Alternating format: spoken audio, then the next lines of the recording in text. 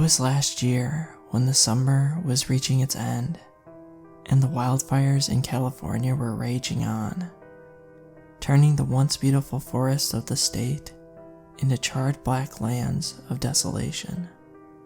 I drove all the way from Idaho to California to do some camping, since it had been years since I had done so.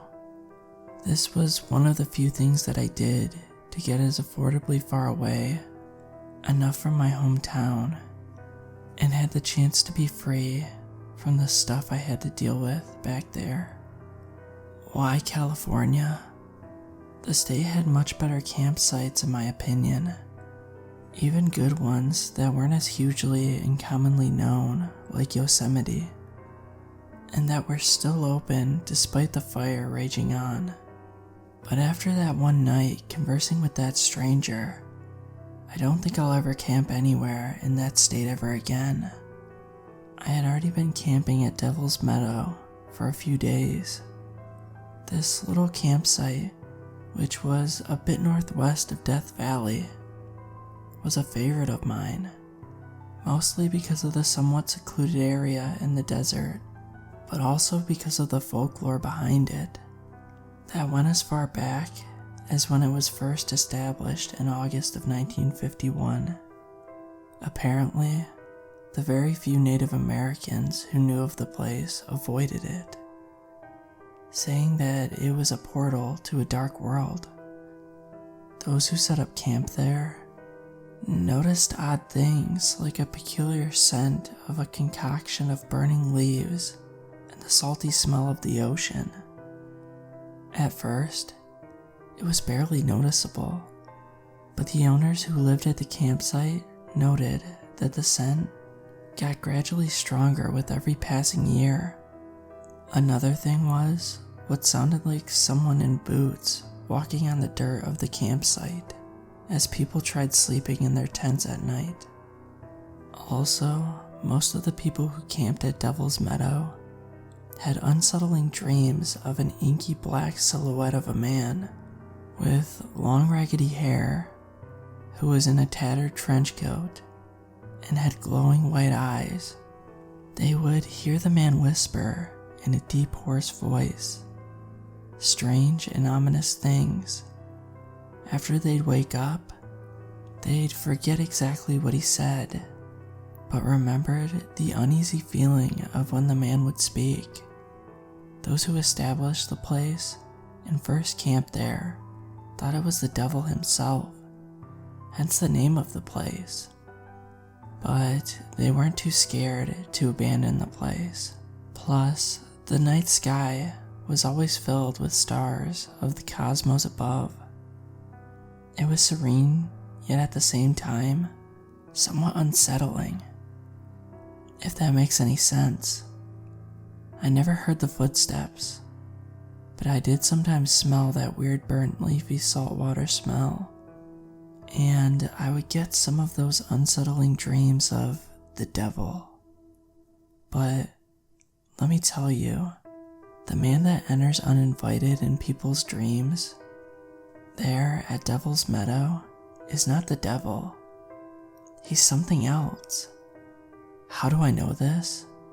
It's because I met him on that strangely cold Thursday night.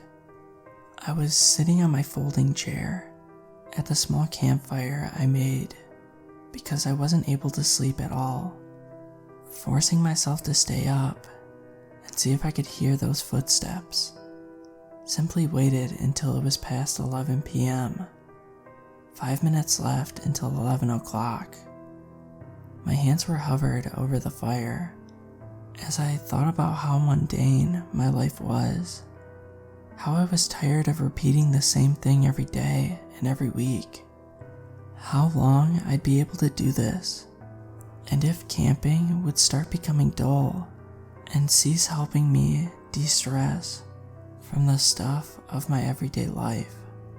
When I almost had forgotten about those few dreams of that man I had, is when, for the first time, I started faintly hearing the footsteps from several meters from my spot, along with a strange sounding breeze beginning to flow all around me.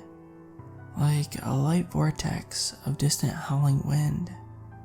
Once the footsteps reached me, I looked up and saw that they belonged to a tall man with lengthy, ragged, mahogany hair and a tattered trench coat and pants that matched the color. His shirt was black as night and his boots were covered in what appeared to be ash. His mouth was covered with a dirty plain black bandana. The eyes, though, are what stood out. They were like white orbs of wispy smoke, void of pupils, and he gave off this weird dreamlike feeling, like he wasn't from this world. "May I sit with you?" he asked me in a deep, gravelly voice. I nodded, feeling like the earth itself ordered me to let him sit. My memory of the man in those eerie dreams returned like a colossal, crashing wave. The skin of the upper half of his face I could see, and his rough hands looked like he had first-degree burns, which were mostly covered in ash, just like his boots. But it was a darker gray, closer to the shade of asphalt. His glazed, moon-white eyes reflected the flames of the small campfire, like dancing fiery demons trapped in a white void, dancing around like some type of ritual to call upon the devil or even God himself to free them from the maddening globes of pale nothingness. "Where are you from?" the man asked me. Not from around here," I told him after clearing my throat. "I'm from Idaho Falls. What about you? Are you from around here?" He chuckled briefly. "No, not necessarily. I'm from a distant place. Distant, yet close by. Not like this land. Not anymore. It changed." Confused, yet curious, I asked him, "What changed it?" "The fire. It wasn't from the world where I come from. Something that many believed shouldn't have come in the first place. Something that was not welcome to all that valued sleep, a hope, and those who feared what was foreign to our very understanding of what life was." "You said you're from another world? Am I hearing that right?" "Yeah." "How?" "This place, what you and those of your world that discover it, who call it Devil's Meadow, is a bridge between my world and yours. It's been a bridge, so far, for more than half a century. Right after the first consumed most of my world. I'm guessing this is because whatever made the strange laws of things saw it as only reasonable for such a thing to be formed after that alien fire devoured most of the land of my world." "But how did just a fire do all of that to your world? Surely you could have been able to put it out or contain it somehow." "My country was the first to try to put it out. No one knew where it came from or how it started. We fought with water to try and drown it. It did nothing. We tried to smother it with as much of the earth of our world we could gather and suffocate it. That was useless as well. Not even a meter of the fire was doused or put out. After a few weeks of those vain attempts, we realized something was wrong. That's when the fire significantly revealed itself to be not of our world. It burned like a violet wall of what you here call napalm, a tiring inferno creating pillars of smoke, so black that no light could reflect off of it. during the brightest hours of the day, and it echoed this thunderous, monstrous roar that sounded like an entire mountain range collapsing with billions of terrified screams, reverberating all at once.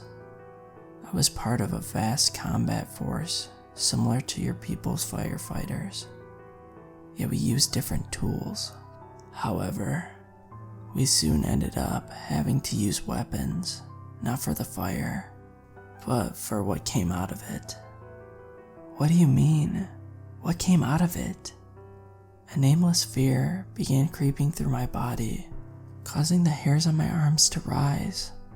Wraiths in the shape of my people, the man told me, but black as the inferno, abysmal smoke, and shifting, as if they were underwater. They began possessing many of the men and women around me.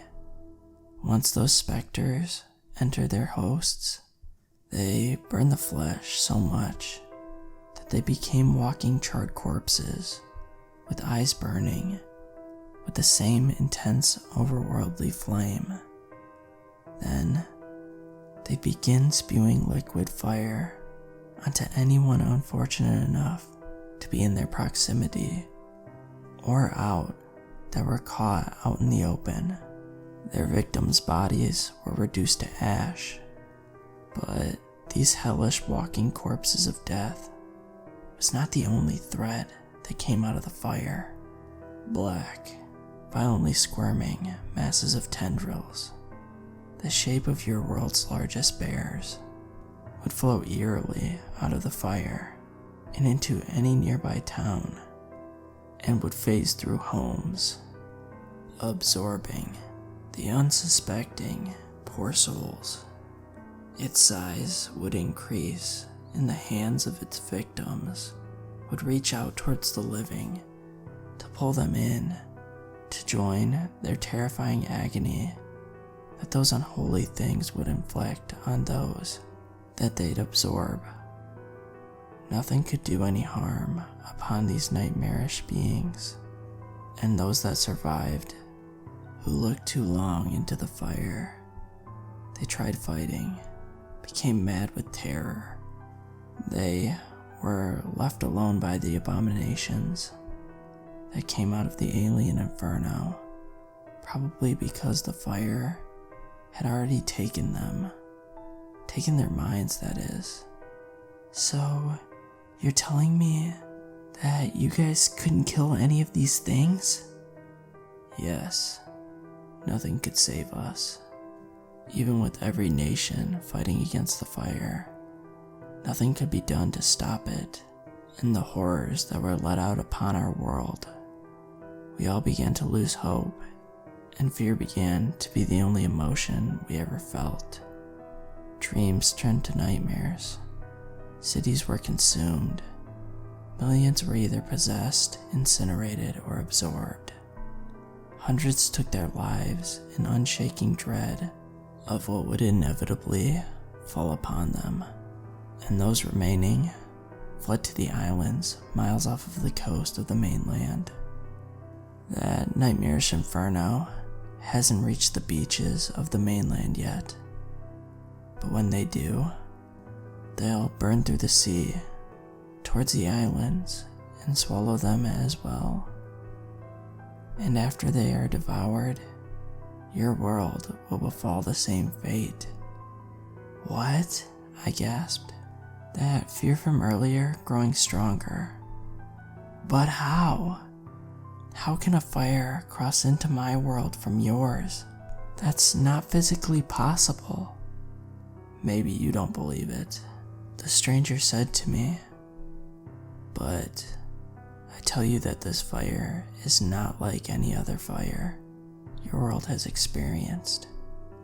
It's not from here, and it isn't even from my world, yet almost has consumed it entirely. I'm telling you this. Maybe I know from the visions I've been seeing for the past year that this insidious inferno will cross over into your world after it consumes mine. remember how I said that this place you call Devil's Meadow is somewhat of a bridge between our worlds? Yes, the island I stay at, when I am not in your world, is the other end of the bridge. Once that end is taken, the fire will cross over into your world, and it won't be long until it happens. My heart sank to the barren ground, and my blood went cold. When will that be? I said nervously. When the next great wildfire occurs after this year's, in the west of your country, he answered. In this state, this land you call California. Oh God, I cried silently. But why? Why are you telling me this? Because I believe that you deserve to know how long you have before that malignant, otherworldly inferno begins devouring your world, unlike myself and my people who did not know what the hell came to ours. The man stood up and looked down at me. As we had our eyes locked, he then spoke his last words to me. I would not return to this place of your country. This place will be the first to be devoured. I will turn to warn more, as I've warned you and others before you, if they'll heed my warnings. Before the end of my world, I will flee up north until there's nothing but snow and tundra. Take care, traveler, and watch out for the violet fire that comes. He then turned around and walked off into the darkness of the night. As soon as he disappeared into the evening's dark fog, the vortex of quiet howling wind left as well. I couldn't sleep the rest of the night. How could I after that? As soon as the sky showed the closest hint of the sun rising, I got the hell out and drove back home. I've never been back to California ever since. Devil's Meadow? Whenever I hear or think of the name of that place, I shudder with great uneasiness. That familiar strange fear then begins to take over, and I have to distract myself quickly. 100% I know that man wasn't from this world, and that what he told me was the truth. I can't explain it. I just know. I strongly feel it in my gut, more than anything else. Something is coming. Something horrible. Something that is not from this world, or dare I say it, even this universe. For the past 2 months, I've been having nightmares almost every night. They're all the same violet unearthly fire that roars like an entire mountain range, collapsing with billions of screams of terror.